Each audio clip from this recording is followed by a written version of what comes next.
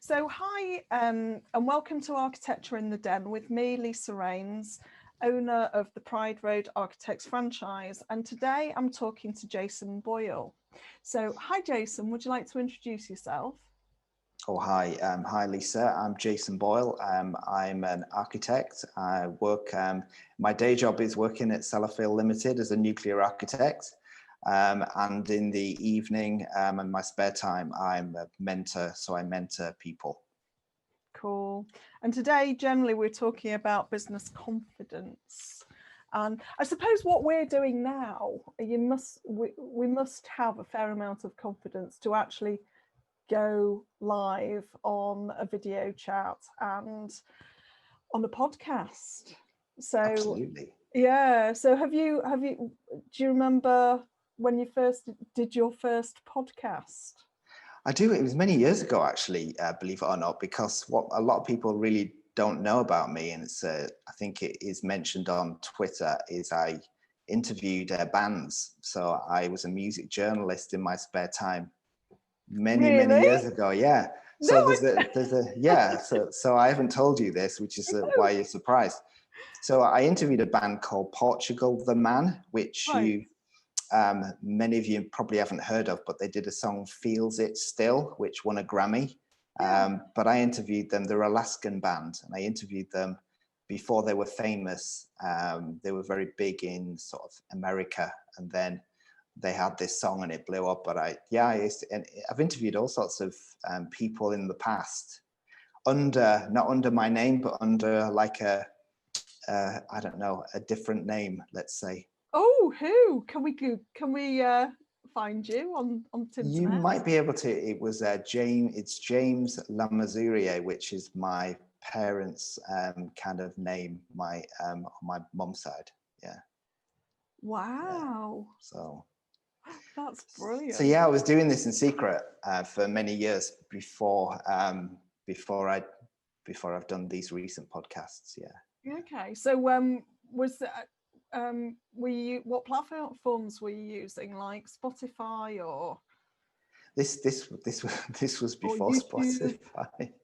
Yeah, we had web pages, and they would be uploaded onto the web page, and it'd be using Skype. So we record them using Skype Yeah. and interview the bands. But what I found is the amount of research you have to do on people that you don't know. It can take hours of research to get the right questions, because if you don't ask the right questions, the band just are not interested, because they hate doing these interviews. Yeah. So yeah. Oh my God, that's really interesting. And I suppose that's just a real lesson in kind of just changing how technology changes. Yeah. I think this year has been the year of Zoom and video Mm, calling. I mm, think we all tinkered with it in the past, most of mm, us, but now it's an everyday thing for most of us that work yeah. in architecture and construction. Yeah. Absolutely. So David, who works with Pride Road on the social media side, he told me to buy Zoom. So not the whole company, but buy a subscription back in like November. Mm. And I was like, why are you asking me to do this? I've no idea. And then come March, obviously, I was using it all the time.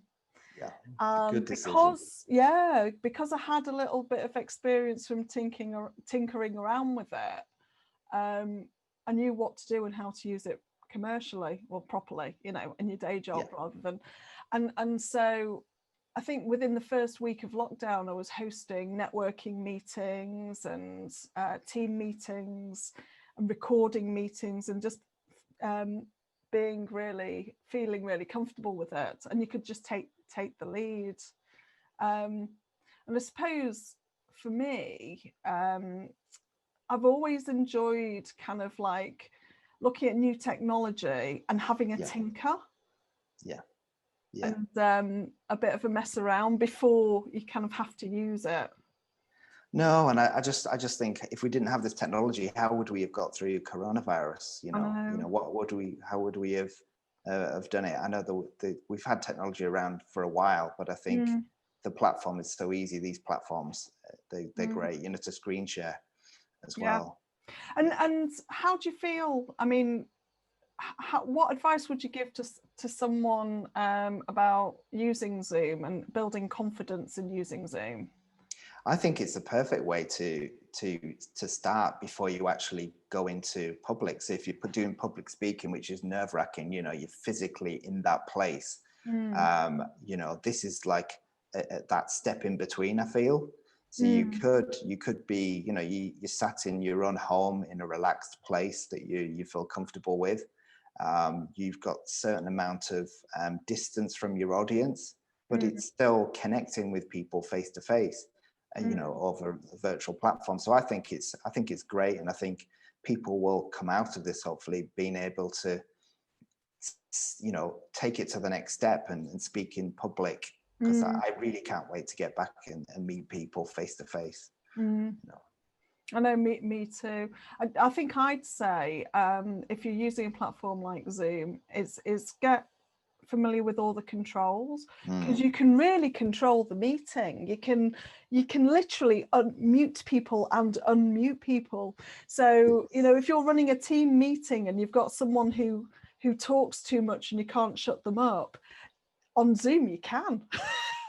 Absolutely. I think that's a really good point. I think meetings now are much more efficient because you know, face to face, when you're in groups in one room, they are those people, aren't there, that talk way too much. There's those silent people who just sit and listen, and they say great things, but just in small bursts.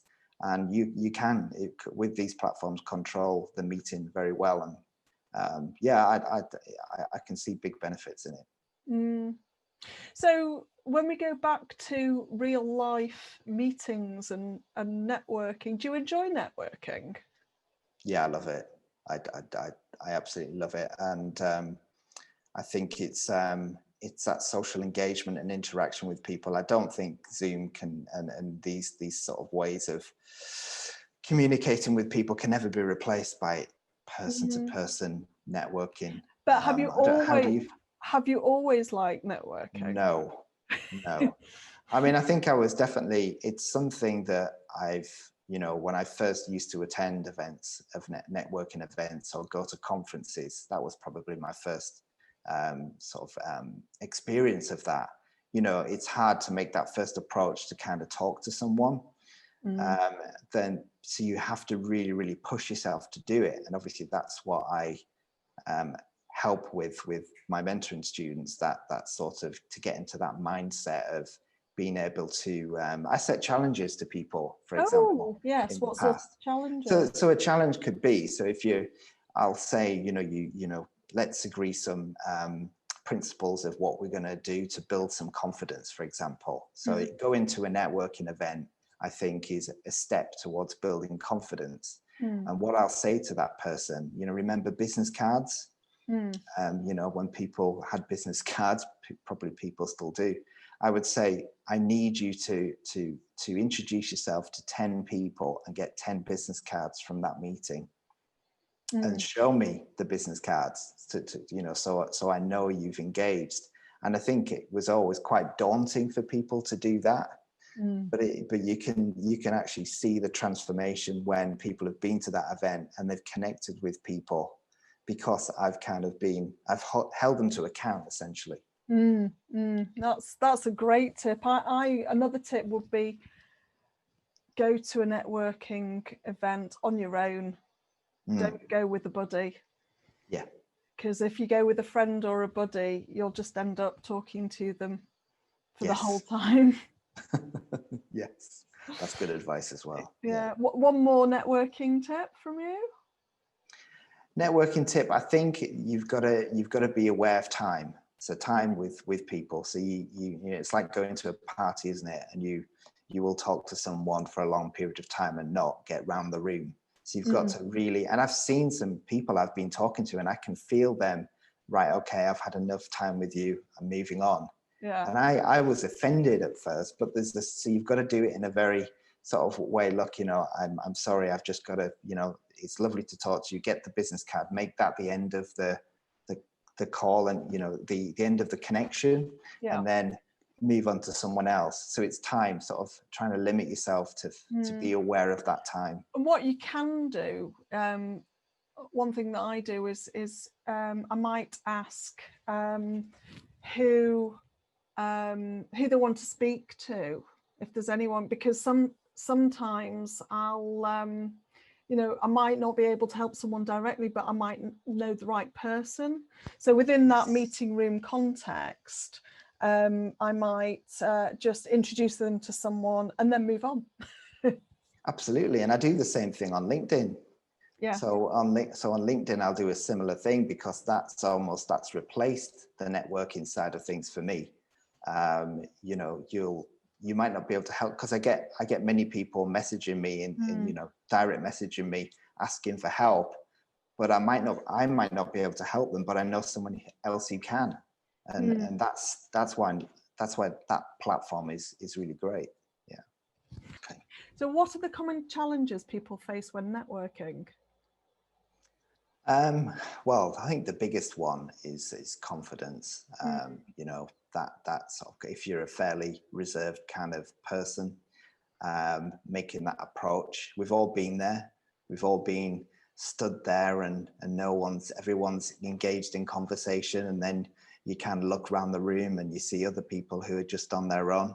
And that's probably the time to actually go over to someone, obviously, when they're not talking to someone else. I think that's the next step, isn't it? Sort of getting into a conversation and approaching and finding your way into a conversation is always tricky. So that's something that's is a benefit. I mean, you're asking me for tips on networking with people. I think it's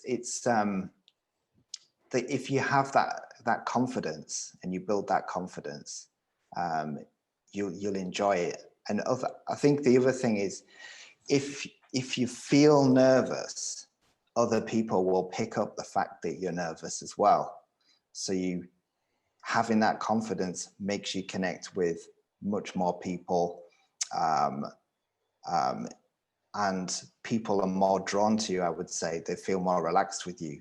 So I mean, that's something that I think is a life skill. You need to have that skill.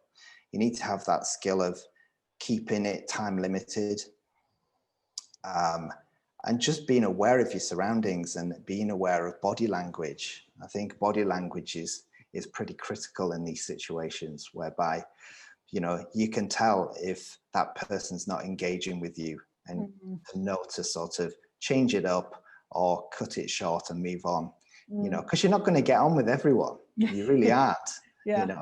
I'm sure you've had experiences, Lisa, that are similar. Oh, absolutely. Absolutely. I mean, I'd say if you're going into a networking event, yes, by all means collect 10 cards, but try and have a meaningful conversation with one person. Yeah. And then make a date to meet them for coffee. Yeah. And so it's the start of building a relationship. That's right. Yeah. So let's move on. You've been in practice for a couple of years. The networking's really worked for you, and you've put yourself out there, as we all do, on social media or the internet or with clients, and we start to get a bit of criticism. So I find that once you start sticking your head above the parapet, people are there to take pot shots. They're all there ready. So yeah, I know you've got quite a lot of followers on LinkedIn. Are you facing any flack there at all? Oh yeah, lots. It's great. I love it. So I've got over 28,000 followers at the minute on LinkedIn, which I've been building for years, and I have a technique of doing it. I recommend LinkedIn as a way of building your professional brand. And I try and add 50 people a day. I try and connect with 50 people a day, and it's through various means. It can be people who comment on posts, then I'll try and connect with them. People who like or view the posts as well. Mm. And I just think in the engagement on LinkedIn, there's 600 million people on that platform and 250 million active users, which is fantastic. And it's a professional network as well. So you haven't got the same, I think people are a little bit more reserved with their comments that they wouldn't be on Twitter or they wouldn't be on Facebook. So for me, that engagement is great. I've had people, everyone's got very different views. So I've put things up there to get different people's views and to get sometimes controversial views. And I've had to defend myself. But again, it's just my opinion. I think one of the big problems on LinkedIn I've found, Lisa, is sometimes people don't read what you've written. So they'll jump to the conclusion, and then you know, you just got to point out, look, can you read it again? I think you've missed this. So can you, is there a recent example where you've taken some criticism and how you've dealt with it? Yeah, the one thing I would say is I've written an article recently which I knew would cause a real debate on LinkedIn, and it has, and it's called The Broke Architect. So it's about architects and their salary expectations and their value. And I've had so many comments, public comments, and also ones that are sort of in direct messages, private messages. And you know, people have got very definite views on architecture and the value. And so I've, you know, some comments I've defended and said, this is my opinion. And some I've just kind of left for others to defend or ignore. And so I got everything together, my thoughts and the polls that I put out there and gave commentary on them. And yeah, it's been a great debate, and I'm going to do a follow-up article as well on that. I mean, how do you stop taking things personally if someone's attacked you? Yeah, how do you? Yeah, I think if you're confident within yourself and in your own skin, and you believe in what you say, I think it's a really good starting point. If you're so the opposite of that is if you're not really confident about what you're saying, and you don't believe in what you're saying, then dealing with that is going to be very, very difficult. I think the way I deal with it, I will say my opinion. You're entitled to your different opinion, and I'll just thank them for their opinion. And that's a good way of dispelling it. If you attack that person back, I think you get yourself into a real issue. So you can give your point of view, but if you just, you know, they're not going to always agree with it, you just thank them. I value your opinion, and it tends to quell the situation down, in my experience. I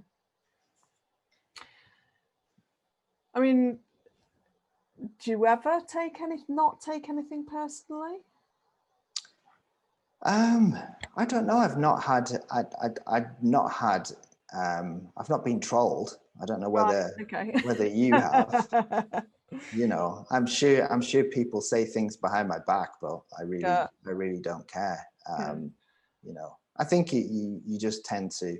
I think architects generally have quite a thick skin. I think it's that training, isn't it, of crits and putting their work out there. You're building something. It's your work. It's.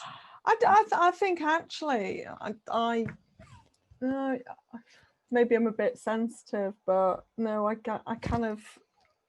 often read comments or sort of things that happen as criticism, and I do take things quite personally. Why do you think that is? Insecurity. I don't know. Yeah, because I was interested in what Ben said when you interviewed Ben, and he said he wasn't a very confident person. I was quite shocked. I mean, ex-Arabia president. So I'm surprised that you say that you're slightly insecure. Yeah. You know. I think I always want to be liked by everybody, and I suppose you're not going to be liked by everyone. You're not going to please everyone all of the time. So, you might get a criticism from, I don't know, a client over something. We deal with lots and lots and lots of clients, so we do get the odd thing where a client turns around and says, or actually when they don't want to work with you, 50% of the time, because 50% of the time, we do convert, a prospect into a workshop. So, we do.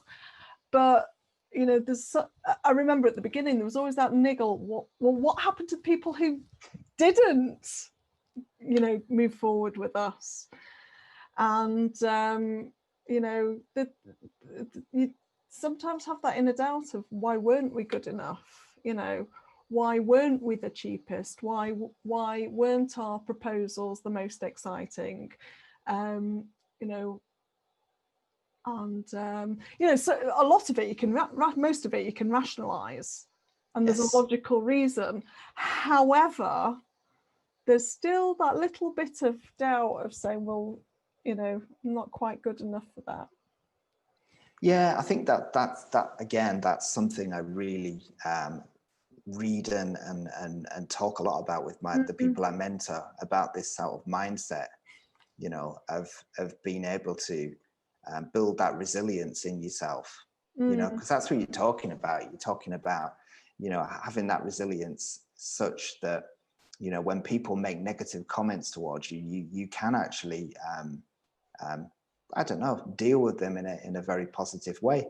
There's many ways of dealing with it, and I think it's even from waking up on the morning and waking up with kind of negative thoughts. You've got to switch it up right at the start of the day and think of really positive things, and go out for a walk and start the day on a positive. But because there's always different ways of looking at these things. You can either take it badly and take it negatively, and your whole day will be ruined, or you can actually just shrug it off and just get into this positive energy. It's building that energy.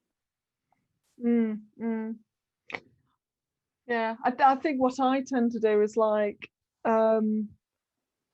just start creating positive interactions.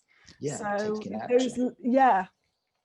So that negative doubt, then it forces you to say, well, I will have that conversation with that client and arrange to go and see their finished project and get some, because you're going to get great feedback, and it'll just start pushing you slightly out of that comfort zone. I will do that bit of marketing, or I will, post on Facebook about, the next podcast, or, I will do the video editing and put it out. And I suppose for me, it does kind of move me forward. I've got a good technique for this. So the good technique for this is, a lot of people put off things and they say, oh, I'm going to do that. I'll do that tomorrow, or I'll do that in this afternoon. So I just think, as soon as you think it, you count to 1, 2, 3, and you do it. It might be picking up the phone to a client and asking for money. You haven't paid me. So I've got an example of that with one person I mentored, who I am mentoring, who hadn't been paid. And I just said, well, have you done a follow-up email or follow-up call with this person? Because they might have simply forgotten. And she said, well, no, I haven't. And, and in truthness, if you ask her, she'd actually tell you she was not going to chase it up, and she was going to not get paid, which I found quite a strange mindset to be in, because if you've done some valuable work, you should be paid for it. And so I said, okay, while we're on the phone, get this email, type the email out, and we'll send it before I get off the phone call. And she did. She sent it. An hour later, she'd been paid. brilliant. Well, that actually ties in quite nicely with the question that Sharin's asking. So Okay. she's asking for tips on cold calling. Cold calling. Mm. I mean, I don't really do a lot of that that sort of thing, because it's. I guess the only similarity would be is connecting with people on LinkedIn is like cold calling, because no, they don't know you, and I think it's always good to personalize any sort of message, you know, with anything, because I get well, probably 50 messages a day from people selling me visualizations in, you know, in China, or you know, for very good prices, and they just kind of standard push it out over the internet, which is like what a lot of cold callers are. So is if you can actually do a little bit of research on the person you're connecting with and personalize things. So that could be like a cold call. You try and find a little bit about them, but also just pick up on the tone when you call, and you know, don't just have a spiel that's kind of robotic. You know, have some personality in your voice. That can always help. It's a difficult one for me to answer because I don't generally do cold calling, but the only way I do it is through LinkedIn, really. I don't know if you've got any advice if I whether you got do any that. tips for cold calling, I think if you're in a call center, then I think the advice is aim for a certain number of no's or a certain number of people hanging up the phone. You know, because you know that is an inevitable part of doing something like that, that people will just switch off. So, you know, if you're getting 50 people hanging up the phone, then at some point you will have had, you know, 2, 3, 4 people you've had a conversation with. For me, calling, it's if you get through to someone's answer phone, I think a lot of the time people just if they don't recognize the number, they let the number go through to answer phone. So yeah, I think it's about being persistent and consistent and trying that person about 3 times and not being afraid to do that.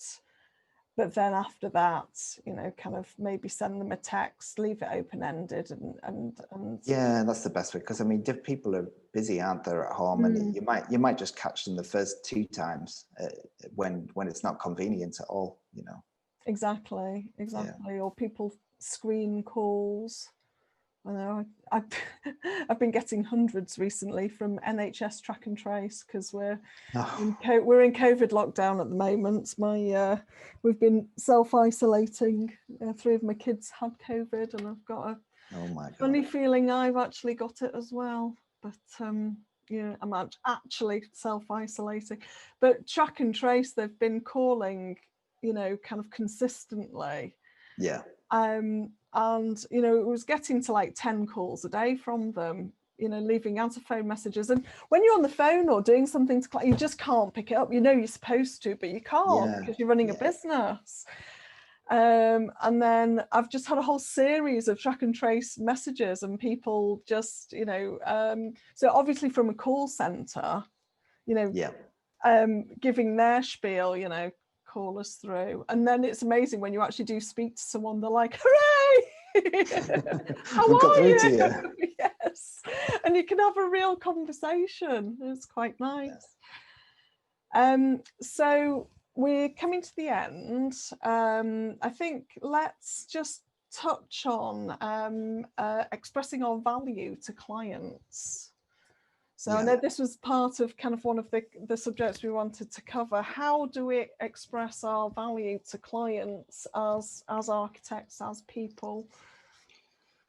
Yeah, I mean, I think what you've got to understand is there's many architects out there, aren't they? You know, there's many doctors out there, there's many lawyers out there, and you know, if you give good value, a client will come back to you.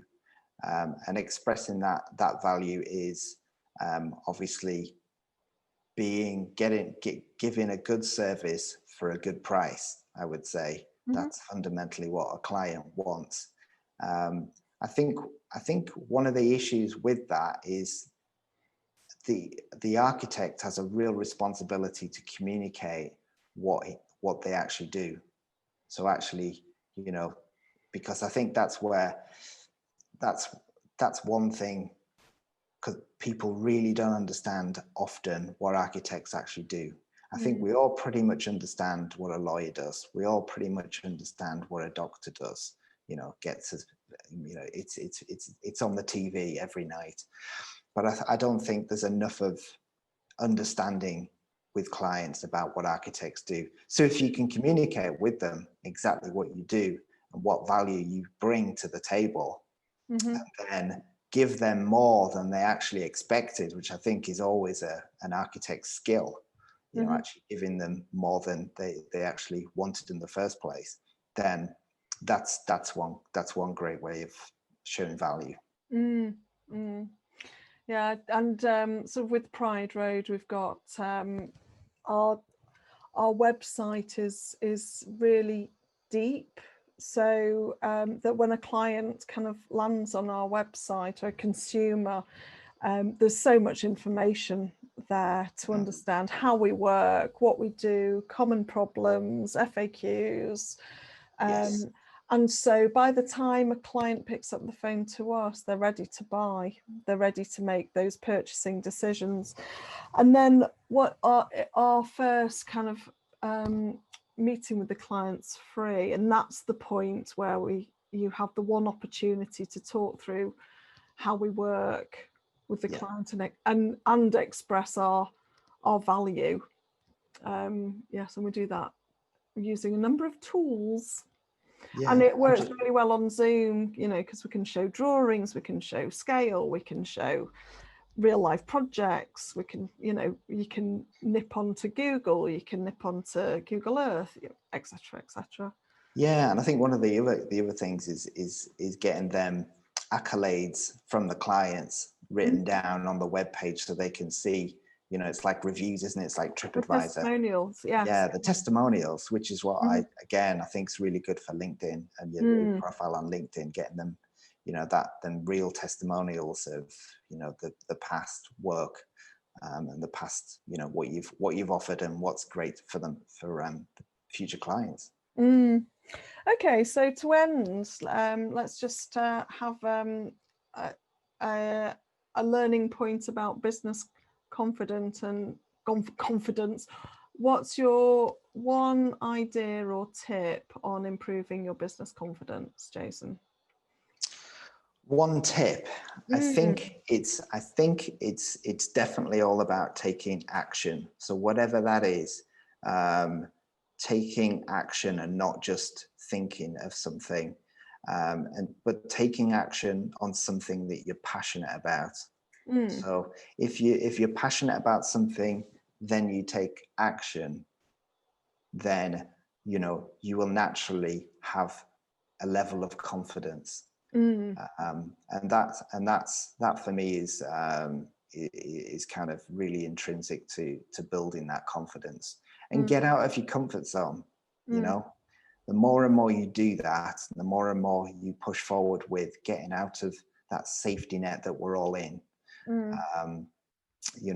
It can grow. It grows and grows and grows, and it builds and builds and builds. Cool. So I would say preparation. So if you've got a business meeting or a client meeting, prepare for it. Get the it's simple. Get the drawings ready. Get them printed out, and you've got something to talk about. So you've always got a focus. And likewise, if you're going into a networking meeting, get a guest list in advance. Work out who you want to talk to, or if there's anyone or if you can help someone. I think once you've got a bit of preparation, then you can go in more more confidently to the situation. You feel more comfortable. Yeah. Absolutely. Well, thank you very much for joining us, Jason. So next time we're going to be, I've made contact with Lyra Louie. Oh, wonderful. Yeah, and she's agreed to come on a podcast. Oh, she's fantastic. Yeah, so that's going to be live from Chicago. So I think our next date is, I think it's about the 19th of December. So I'll be putting it out on Eventbrite.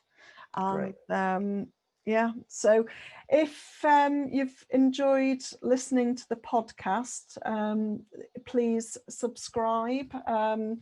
We're on Spotify and YouTube as well. So please subscribe and get in contact and comment and share and all the rest of that stuff. So thanks, Jason. Thank you, Lisa. Thank you.